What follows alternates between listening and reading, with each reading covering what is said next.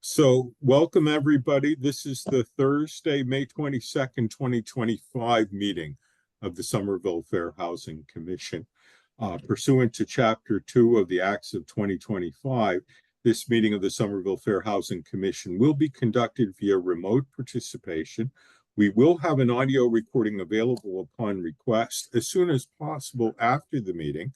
I want to welcome anybody who is viewing the meeting either live or after the fact through the recording, and apologize for starting it late and for the fact that this is going to be a somewhat abbreviated meeting. But I will ask the other commissioners for official consent to call the meeting to order. I'll call. Second. Okay, so that's unanimous. Have commissioners reviewed the draft minutes that our staff person, Shannon Lawler, sent to us? Yes, no changes.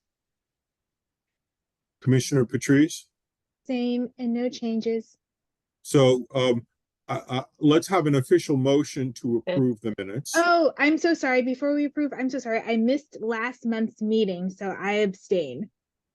Oh, that's right. Okay, Yes. so let's do it separately then. To approve the minutes from the meeting of March 20th. All in favor? Sure. Okay, so that Patrice, you were at that one. Mm-hmm. So that's unanimous. And then to approve the minutes of April 24th. Two in of us. favor, one abstaining. They're officially approved. We'll skip our standing agenda items because we have guests today from the Metropolitan Area Planning Council, or MAPC. That's Gloria Huangpu, who has been interviewing a bunch of the commissioners, and Sarai Zalata, who's joining us today.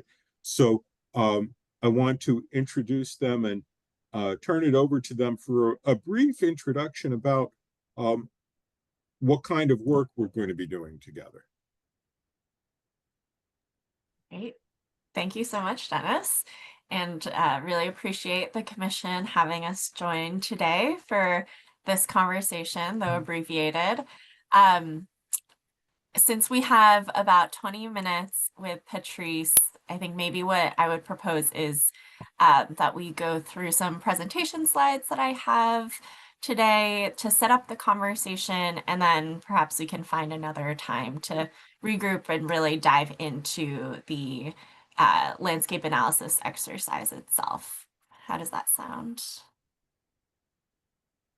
I think the commission agrees. Go ahead. Great. I'm gonna start sharing the slides. That's okay. Awesome. Perfect. Sorry, I was Thanks. quiet. I was just preparing to take notes. No worries. Okay. Can everyone see it as a slideshow? Yes. Awesome. Thank you, Shannon. So yeah, today we're really here to talk about doing a landscape analysis exercise with the Fair Housing Commission to really inform this engagement project that we'll be working on together. Again, just to introduce myself, my name is Gloria Huangpu. I use she, her pronouns, and I am a Somerville resident as well as a team member on the community engagement team at MAPC. My colleague Sarai Zalata, I'll let her introduce herself briefly as well, is joining me today. Sarai, do you want to just jump in and say hi? Yeah, hi everyone. I'm Sarai Zalata, she, her pronouns, and I'm on the public health team at MAPC. So do a lot of urban planning work that intersects with public health. Thanks, Sarai. And Sarai's been helping me, and we've been working together on this landscape analysis tool and exercise. So excited to have her join. If you go to the next slide, Shannon, this just shows a little bit of a roadmap of what we'll talk about today. So just starting with what a landscape analysis is, and then how it really fits into the context of the project, why we're starting our conversation with you with this activity and this concept. And then hopefully we'll dive into actually doing the landscape analysis next time. and oh, sorry, skipped bullet number 3. The third section is we'll go through some data that sort of tells us a little bit about what we actually already know about the Somerville community. And then next time when we regroup, we'll dive into actually conducting the landscape analysis. Does that sound good for everyone? Seeing nods. Awesome. Great. And just saw Lisa jump back on the meeting. Hi, Lisa. Thanks for joining back in. Glad you got back to your office relatively dry, it seems.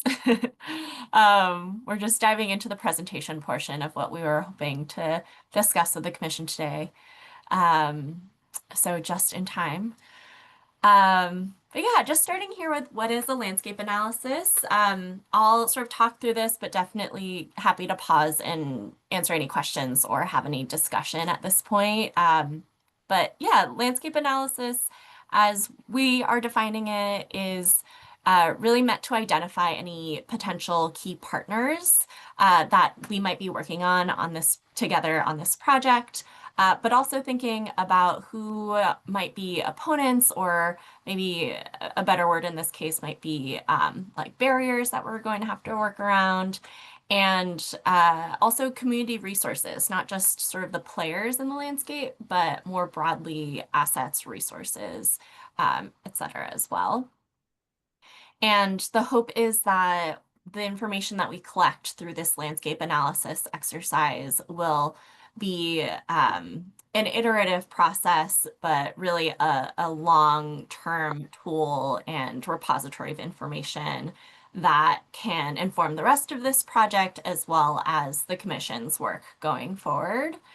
But to give you a little bit more of a sense of what questions we would want to think about through this landscape analysis, just have those listed on the right side of this page.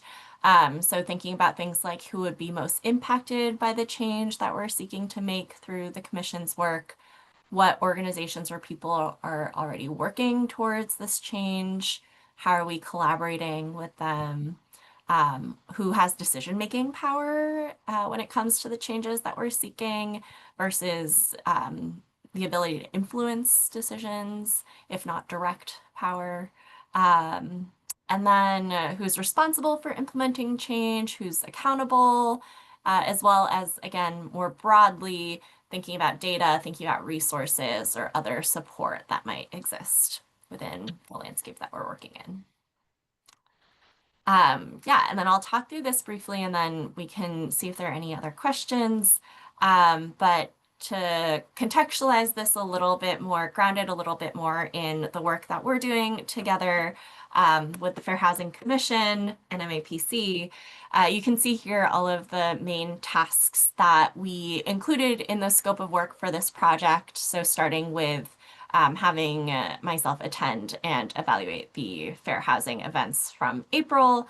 We're now in this first main phase activity of work with doing the landscape analysis that would lead into a continued series of one-on-ones. So having started, as Dennis mentioned, doing one-on-ones with the commissioners, I'll then sort of turn to having more one-on-one conversations with folks we identify through this landscape analysis activity.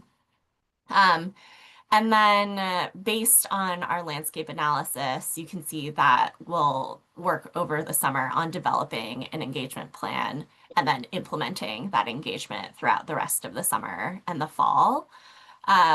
That'll then set us up well in the start of 2026 to work together on updating the engagement activities for April Fair Housing Month, and hopefully leaving you all with a plan, a set of tools and strategies to continue taking this forward into the rest of your work as a commission.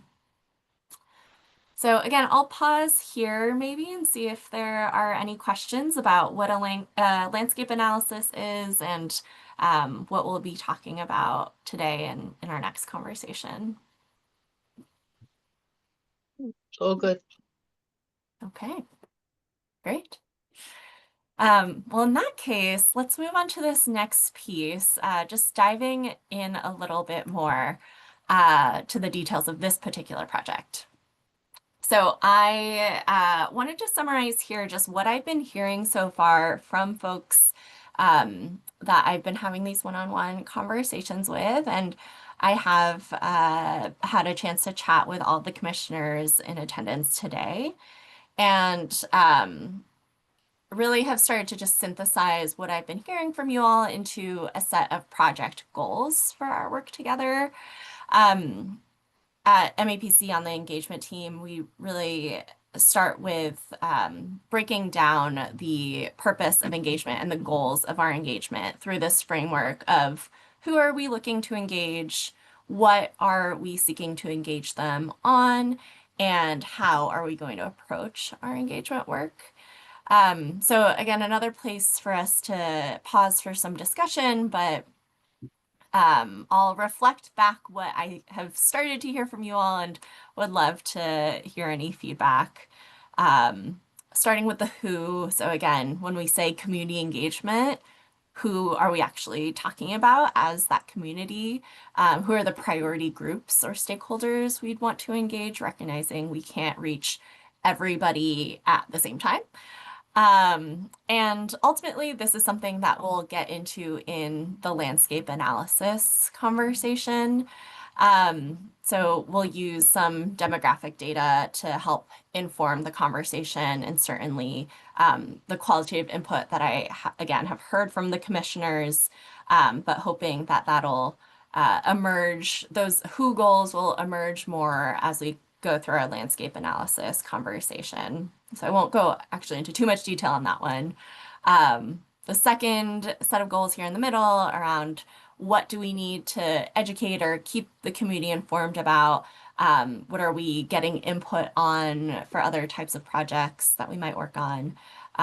What role do community members really have in decision making? So what I currently have articulated as the what goal here is around improving the reach of the Fair Housing Commission's education on housing rights to tenants and landlords in Somerville.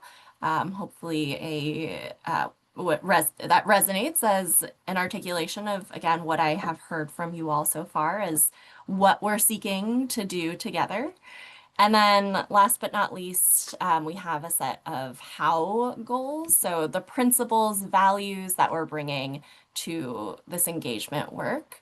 And really what I heard from you all here were one, a deep focus on relationship building, both with municipal departments and those non-governmental organizations. But then also this goal of building awareness of the Fair Housing Commission as a resource, as well as that sort of know your rights education for both tenants and landlords.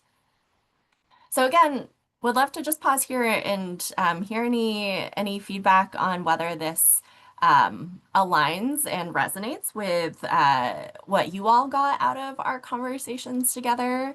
And really want to make sure that we are starting from a baseline of shared agreement on the project goals so that we can bring these goals together with what we learned from our landscape analysis to really put together a good engagement plan and good set of engagement strategies for the commission going into the summer. So commissioners, Patrice and Rona. Rona, you have your hand up. Patrice, I'll get to you in 1 second. Go ahead. So I should go ahead? Yes. Okay. One thing I would say is I would add landlord tenants, homeowners and buyers, Okay. because that's just limiting to the rental sector. Mm. Okay. Thank you. Patrice? And Oh. you'll need to unmute. There you go. I just wanted to make a kind of an overall kind of comment and also kind of like an overall vision. So I'm looking at these 3 goals and I'm just conceptualizing these 3 goals like fulfilling the vision of the commission fulfilling the overall vision of our commission, and also kind of thinking about what our shared vision is for this Fair Housing Commission in general is, to make sure that this meets our goals and that we're using it correctly. And that was it, just putting a thought piece out there. Thank you. Yeah. Okay, and with the, I'll add to the other commissioners' comments, just I sense that this is pretty realistic given the fact that our primary goal is outreach and education. And it's a little ironic given our programming in April that talks about the larger structural components of housing segregation and that kind of thing, that we are not able to address those larger things. But I think for our commission, its energy and its resources, that this is a good set of goals to reach for. Great. That's wonderful to hear. Glad to hear that this synthesis sort of aligns with the commissioners who are able to join today, and maybe we can follow up with the others as well, but definitely a good baseline to start our work from. Shannon, if you're able to go to the next page, thank you. Just wanted to highlight what ultimately this conversation will, where it'll land in terms of deliverables. So by the end of this conversation, as well as those one-on-ones that will follow, hoping that we will be able to have a list of potential partners and resources, information about existing relationships between those partners, contacts, etc., to share with you all as, again, a starting point for future engagement and relationship building, even if we don't get to all of it within this project, within our time working together directly. We'll also sort of visualize those relationships and partnerships in a more graphic form, just for easier reference for y'all as well. And then based on, and then we'll also be doing an analysis of what we hear from you all in this conversation, or the follow-up conversation to this presentation rather, and in those one-on-one relationships, relationship building conversations. Based on, you know, all of these conversations that are part of the landscape analysis, we will identify some findings that will help inform our engagement plan. So as an example of what that might look like, you know, if we hear from all of you all and a bunch of the non-governmental organizations that we speak with that like there are XYZ festivals in Somerville. I think we probably all know what they are, but you know, that those festivals are the right place to be engaging folks and doing education, and public meetings are not the way to go. That's the kind of thing that'll sort of inform our engagement plan in a more grounded analysis. So I think that is it in terms of overall context and setup about the landscape analysis. But before we move into this next section, just wanted to invite Sarai to jump in if there was anything that I missed. No, looks great, Gloria. I And let me just want to check in and see, Patrice, are you good on time? And yeah, just get an idea of how long you have. I maybe have like possibly 10 more minutes left. So I can participate for about 10 more minutes. And does the commission need any time back for other logistical agenda items in those 10 minutes? No, I think we'll manage logistical stuff offline. That's not the kind of thing that we need to have a quorum to do. Sounds good. So take Well, the 10 minutes, please. great. Thank you. Well, in that case, yeah, I think we can dive into some of this data. that just gives us a sense of what we already know about the Somerville community in general, but also sort of the context of fair housing in Somerville. Um, all of these slides that we're about to go into, I guess just a disclaimer at the start here, given that we're splitting things up, this might feel a little disjointed because the goal really is to use this data to inform the landscape analysis exercise and conversation. So you all will just have a little bit extra time to let the data sink in and think about it between now and when we dive in to the conversation. But the next time we meet, we'll have a Miro set up. Miro is just an online platform that's set up as sort of a brainstorming whiteboard that we can use together. And we'll go through each of the protected classes under fair housing and start by thinking through, how do we really, when we see housing discrimination based on the protected class of race in Somerville, what does that actually mean? What does that look like? Again, getting more specific about who we're seeking to engage in our community engagement, as we were talking about on that goals slide a few minutes ago. So I'll run through some of this data and we'll see if we can find some time for discussion as well. But to start, I just started by visualizing some of the data that you all have been putting out through the annual reports for the commission. So we can see the housing discrimination complaints that the office has received split up by protected class over the last few fiscal years. And really across all of the years, what we're seeing the most complaints reported for are based on source of income, which of course makes sense just based on the demographics of the community and where those reports are likely coming from. But also disability and race seem to be consistently two of the protected classes that are seeing a lot of, we're seeing a lot of complaints coming from.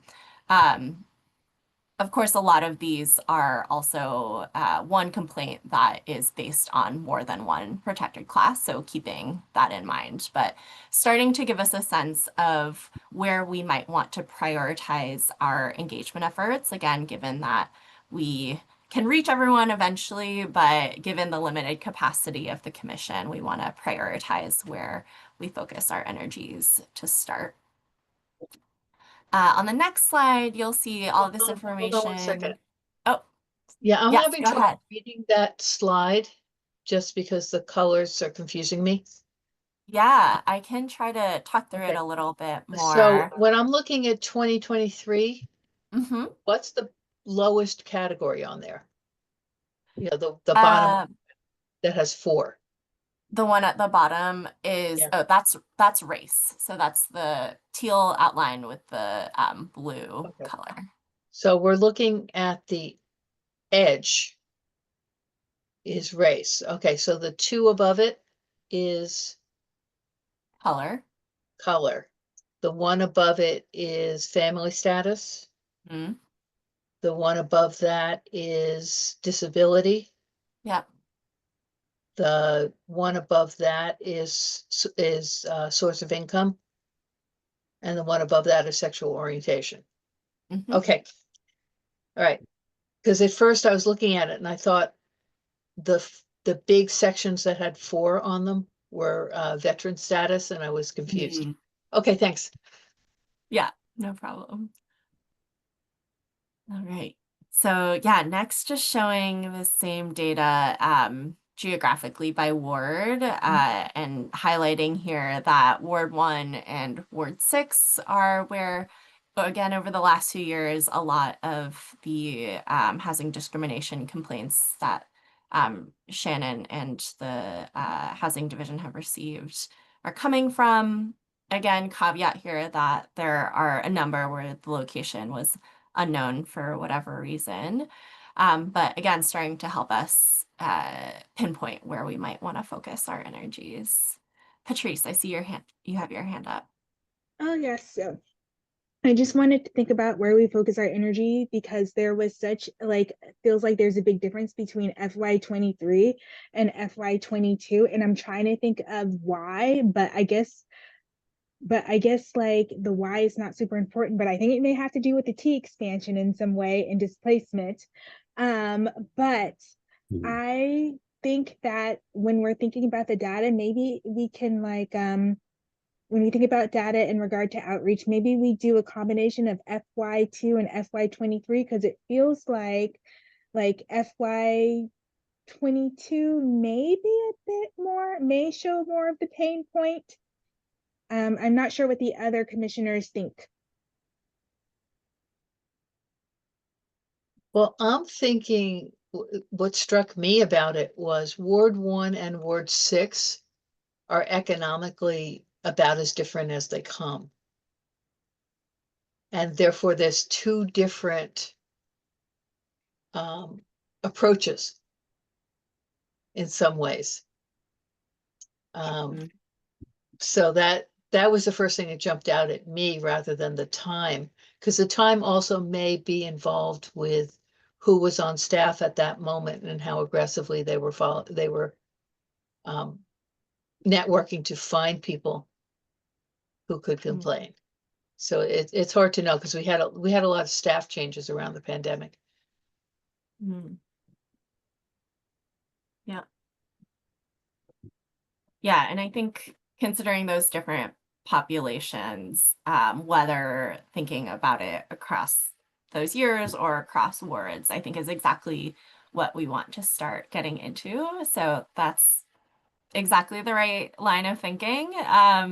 And just being mindful of time, I wonder um,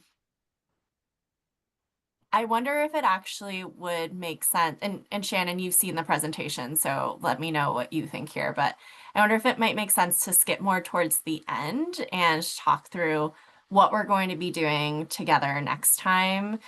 We can either share the data ahead of time or go through the data, the rest of the data, the next time we meet, and then, but at least have folks like get a little bit more of an idea of what the discussion will look like so that you all can prepare.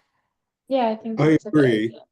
idea. And Shannon, could you make sure that the presentation gets shared with the commissioners, both those who could attend today and especially those who couldn't, maybe on the early side so that, Yeah, definitely.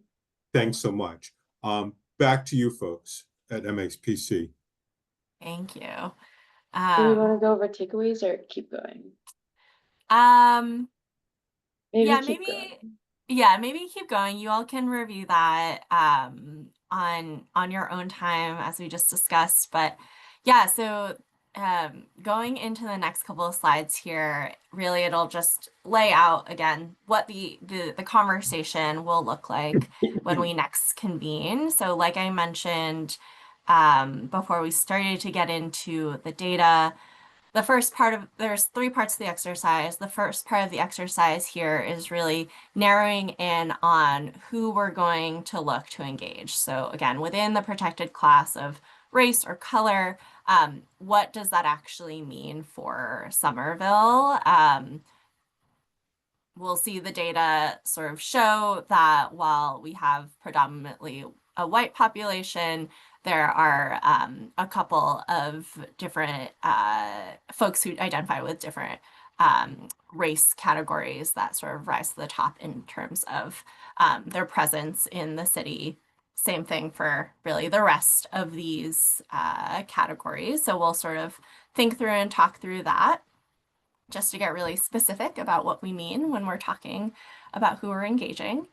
And then the next question after that is, so we know who we want to engage, how are we going to actually reach those folks in each of the different protected classes? And so that'll be part 2 of the conversation. On the next slide, you can see sort of how that will be organized. Thanks, Shannon. So yeah, we'll think through who already is convening folks, across the different categories. Again, we'll sort of narrow in on each of these. Where are folks already convening? Maybe again, if we're talking about the protected class of age, we can think about where seniors convene across the city, where youth convene across the city, what organizations are already engaged with those different populations. And for the purposes of a conversation around fair housing too, wanted to recognize that there are some sort of proxies for reaching some of these protected classes, and that we also are going to want to reach folks like small landlords, for example. So we can talk about whether there are any other groups that aren't represented on this screen when we get to that conversation as well, and maybe another prompt to think about. And then once we have that map of all of the different players, convening places for the folks that we ultimately want to reach, then we're going to start to prioritize and think about where we want to start our outreach and relationship building. And so that'll be part 3 of our conversation, is starting to sort the organizations, the gathering places, the institutions, the outreach channels, communication channels that we brainstorm in part 2 into the sort of different categories of types of engagement methods that we'll be continuing with following that landscape analysis conversation. So first will be the one-on-one. So again, who do you all want to prioritize having me really go out to and talk to? Those conversations will again inform that final map of the relationships and networks in Somerville that will be that final landscape analysis deliverable. But then also we can start to brainstorm for the pop-up engagement phase and the more targeted engagement phase of the project scope. Who might we want to partner with for those engagements? Thank you, Patrice. This is perfect timing. So yeah, I Okay, can. so since Sorry, go Patrice ahead, is Dennis. gone, we're not, having a official meeting, and we will stop the recording in just a minute. But let's see if Commissioner Rona or any of the staff have questions that they wanted to direct to Gloria and Sarai. Not yet. Lisa, anything? No questions here. Thank you. I'm looking forward to hearing more. Thank you. Okay, so I'm going to say that without a motion being necessary, since we don't have a quorum, the meeting is adjourned. And I'll ask Shannon to stop the recording here.